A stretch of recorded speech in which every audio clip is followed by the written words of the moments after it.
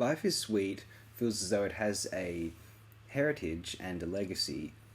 Its heritage is obviously the casual British kitchen sink dramas of previous decades, and yet there's also cinematographically it feels as though there's an attempt to participate in the kind of that Fassbinder revival of say artists like Pedro Almodovar. What's the legacy of Life is Sweet? Well, obviously there's a long-lasting impact that Mike Leigh had on the British film industry. Although I believe, looking at Life is Sweet now, that it had a marked impact on the way Australia tried to make its big films, to international kind of festival, hooray, this is us sort of world cinema, if you will, audiences in the 1990s. All of the rubbish attempts at Australiana in mainstream Australian domestic film in the 90s remind me of a very poor attempt to mimic Life is Sweet, unfortunately. I'd like to address, however, what I feel is it's slightly pressing in my mind. Whilst I'm a very big fan of Mike Leigh's films in general, for the very most part, I think everything I've seen I've enjoyed. I have some reservations about Naked being not as strong as some of his other films, although it's kind of irrelevant for now.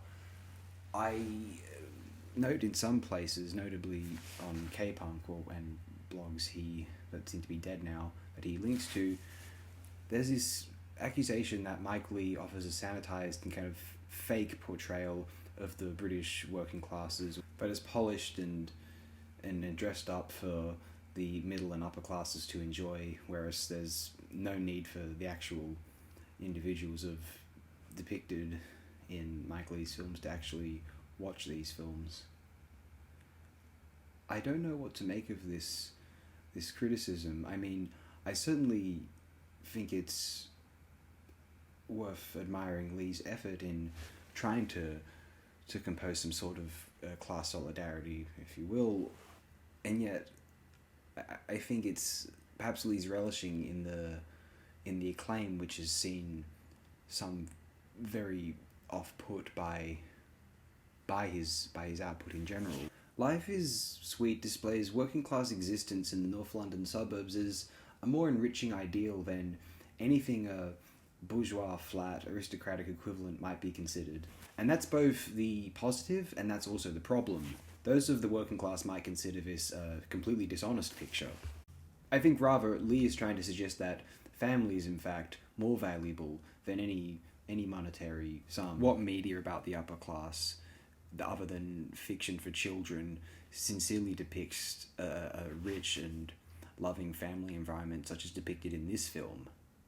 It's impossible to imagine. I suppose there are some of the more radical politics end who believe that family is a terrible value in general, and Leigh's glorification of it was gross, but I don't necessarily agree with that, to be honest. Sometimes we love individuals so much that we might be preventing them from achieving more or seeing that they can be more than what we perceive them as in life. Perhaps we're coddling others because out of our immense love and cherishing of them. Maybe these what could be considered working class stereotypes amount to nothing more than caricatures, and perhaps there's nothing more to be found of value in a film like Life is Sweet than its efforts to inform the working classes or the middle and upper classes that, oh no, working class life is actually great. It's perfectly fine and good. Life is sweet. Whereas perhaps the more radical variety, those who are into Ken Loach, or those who perhaps Ken Loach is not radical enough for, that was even a suggestion I gleaned in the same or similar K-Punk post from like 2009 or something, referring to someone else's blog who was tarnishing Leigh and also Loach apparently. There's this idea that no, working class life is not good. It's these meager material circumstances are not to be glorified. We need to elevate. We need to create one class, this and that, serious mode. And that's a fair assessment. I don't know if I can argue with that. That there might be something to be said for that. That glorifying this sort of lifestyle is too much embracing a kind of prison. But as it stands, it's one of the most riveting, engrossing, and engaging film experiences I can place on the television.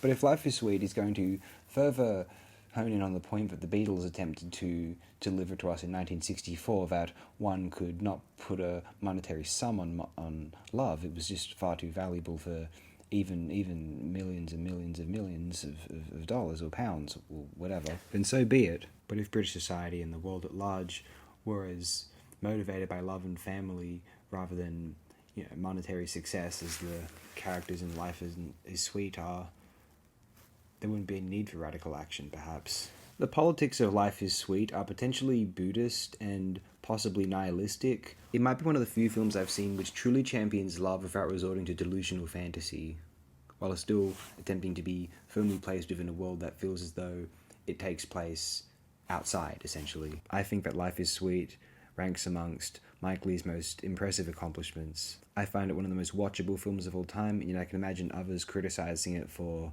romanticizing certain economic stagnation. For Gnostics might have been right, and the material world is indeed hell. The best one can hope for is then love. When enthralled by love, life is sweet. Do share your own thoughts on this film, if you're so inclined. Thanks again, my friends.